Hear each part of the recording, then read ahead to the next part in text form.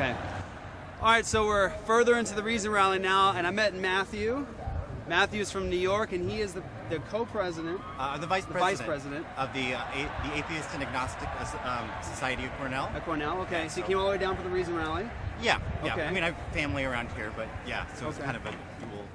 The mental states are... I mean, it becomes a little bit complicated. You can talk about brain states as causing mental states, and that might make some sense. I personally think that it's a little bit odd. But what I'm hearing you, though, is I guess what I'm getting at is this, is that we have as foundations here, we're stardust, we're eights, we're cosmically, broccoli, your brain is fizzing, right? And why should anybody say, we need to fight for this kind of brain fizz? Versus over here, a person is fizzing this way. Why is one brain fizz more than... Well, that's why I brought up the, well, in terms of resolving disputes, that's one question. In terms of why, within one framework, I would believe anything at all, again, I think that it's a result of a combination of evolved social instincts. So it's just random. It's not random. It could have evolved the other way. Random. It could have evolved the other way. It could have evolved in a different way, and it does evolve in a different way in other social species. So evolution could have brought us to irrationality as the norm.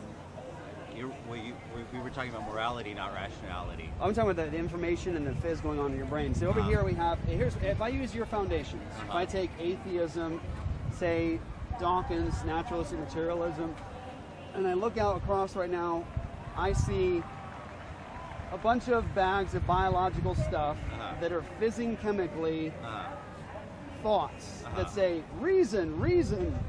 And they say we should all hold to the same kind of reasoning and everything else going on over here. But that's the foundations.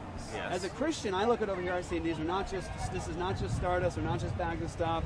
They're made in the Imago Dei. Everyone here has value and dignity, including you. We should fight for universal laws and changing and variant laws of logic, because this world is not just matter and motion. There are immaterial aspects to our being. Well, I mean, the things that you're saying seem to represent a hunger for an absolute foundation on which to base reason and rationality. What I'm saying is that you don't have any philosophical justification for either science, logic, or morality. You don't have any kind of an absolute basis. That's correct. You do. I mean, well, you believe you do, but you're wrong. Well, no. I actually can demonstrate to you, even by your own reasoning right now, that the God that you and I both know exists, because you're reasoning according to the Christian worldview. You're acting as though their nature is uniform, but you can't justify that given your atheism. No, but I take uncertainty as being a basic epistemological position. So only uncertainty. So only if I wanted to claim that I was capable of having certain assertions would I need to. So you can have no certainty. That's correct. Are you certain about that? That's an interesting point. Did I hear you earlier say that it's objectively true that there's no objective truth? Didn't you say that earlier? Yes. Okay, so that totally contradicts what you just said. There are two statements. I'm absolutely certain. I can have no certainty. No, I didn't say I was absolutely certain. Well, you said I'm certain. No. So so you can have certainty when you have, in terms of a self-contained logical system. So, do you know the distinction between analytic and synthetic propositions? But you told me that laws of logic are just results of chemicals going on in our brain. That's an interesting question. So, for example, mathematics it's an interesting philosophical question of why mathematics works so well and why it does. It reflects you the believe God. You know why it Well, does. an interesting thing though, Matthew, is that you're living right now standing on a Christian view of reality and how you're living, but you're denying it with your atheism. You're fighting for things like uniformity in nature, laws of logic, and morality, but you have no justification given your atheism. Well, I mean, Christian, intellectual theology was developed on a basis of Platonic and Aristotelian Roman philosophy. So, that's an authoritarian claim. It's not rooted. Well, in history. in terms of my basic epistemological and ontological positions, I am. What are you, rationalist? I am more. Empiricist? I am a scientific realist. I believe that synthetic assertions about the universe are always open to revision through further evidence. So laws of logic aren't necessarily universal. Laws of logic are analytical, so they're self-contained. Are they universal? Laws of logic are a self-contained system of propositions. Should I be listening to you right now looking for inconsistencies, or no? Because you and I don't share the same brain. So how are this appeal you're making to these universal laws of logic, how does that leap from your brain to mine? We don't share the same brain. How is that a universal truth? Well, we actually have very similar brains, but we don't share the same brain. Yeah. You're fizzing atheistic thoughts right now. I'm fizzing Christian theistic thoughts. But you're trying to appeal to universal laws of logic. But given atheism, all you are is matter in motion. I don't understand what. Where's the universal law of logic? Can I touch it? Well, that's an interesting question. The thing is that there's no reason to believe that, unusually intelligent apes that evolved on one planet in the universe should have the hardware to be able to solve, the basic questions of the universe. So trying to appeal to me as a scientific rationalist to try to answer all of the basic and deep philosophical questions about the universe well, you're living, is not realistic. Well, Matthew, the thing is, though, is you're living as though these laws of logic are universal and unchanging and necessary. But you have no justification for your appeal to them. No now, ultimate as a Christian, justification, yes. Right, so you're fighting for logic, which you can't justify. That's as a Christian, I have a basis for logic and science and morality. Yeah, it's so a you're fallacious one. Well, again, you don't have a problem with fallacious things in your worldview.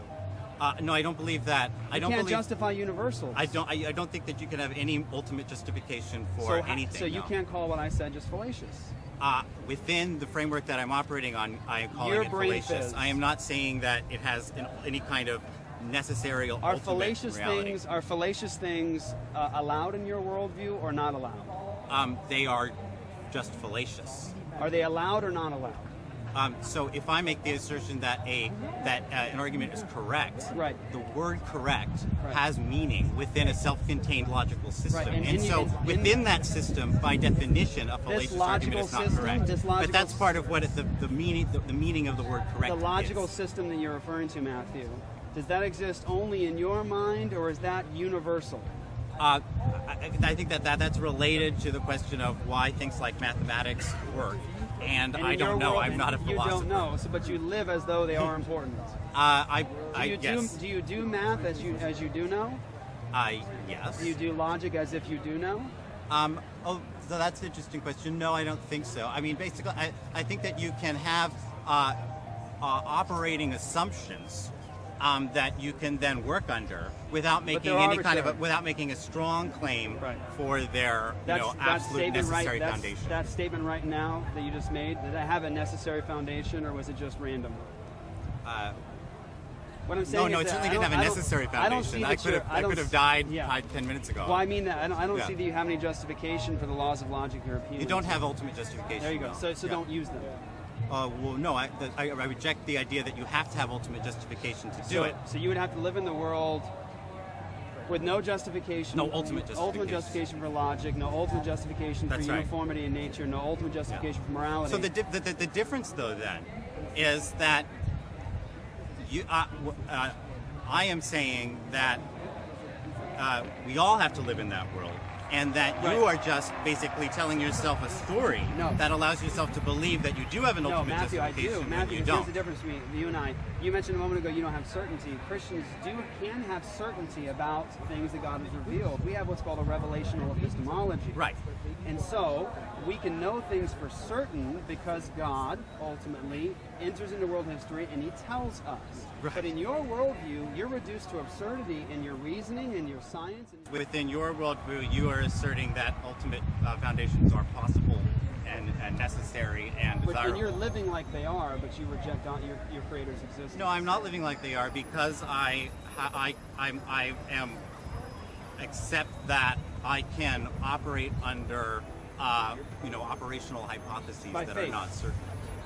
You live by faith. It's not faith because I don't claim to be certain about it. I would have to be certain to have faith. Matthew, do you know that tomorrow is going to be like today, and with nature being uniform? No, that's Hume, and I don't. There's no inferential basis for inference. So, do you have an answer for Hume's problem? No, there's no answer for Hume. I have an answer. Yeah, okay. And I mean, lots of people have tried to answer. Do you know why? Do you know how a Christian would answer the uniformity of nature problem? it's uniform because God makes it that way. Because God has revealed himself and he carries the universe along to its destination. That's why science is all built upon a creationist view of reality. Yeah, and I just think that any particular person who claims to have had access to revelation is probably deluded or lying. Well, that's a claim, but it's okay to be deluded and lying in your worldview. We're Stardust. The word okay is a moral claim. I'm just saying that it's probably wrong. Probably wrong, but could be right. Absolutely. Okay, right. so there's no certainty. Nope. Absurdities are allowed. I don't know what you mean by that. Well, you said it could be either way. Yes. So absurdities could be allowed. I don't know what you mean by that. It could be okay to just be absurd and live absurdly. Well, I'm not going to stop you. Right. I'm asking Matthew. Yeah. Is that an intelligent way to live? That's a value judgment, and I already said within my value system, I do think that having as accurate views as possible is important. Okay, well, I'll ask you one more question, and I'll let you go. Okay. The uniformity in nature, it's necessary to do science. It's necessary to do all that we just did. It's desirable if you desire to have accurate. Well, we can't do science if we don't have a rationally intelligible universe. You can do science. You can have an operating assumption that the universe is uniform, right. And the fact that it has worked so well so far is certainly evidence to believe that it is. Right. I mean, it could be that 100 light years from now, you're right, Yeah. and that it does not provide, and that's why it doesn't provide an absolute foundation Justification because there's no answer to Hume. That's right. I have an answer for you. And I've given And it. it's just a silly one. Well, no, that's my answer. And the interesting thing is that you're living in the same world I am, appealing to the uniformity, but you have only blind faith. Except that it's not faith because I'm not certain. Was Right, it but confidence? Would you say it's just- confidence? Yeah. Yeah, I say I have I think that I have a rational justification for believing in uniformity because, as I said, science It has works been in quite the well. past. Right. That's what Bertrand Russell would say to that.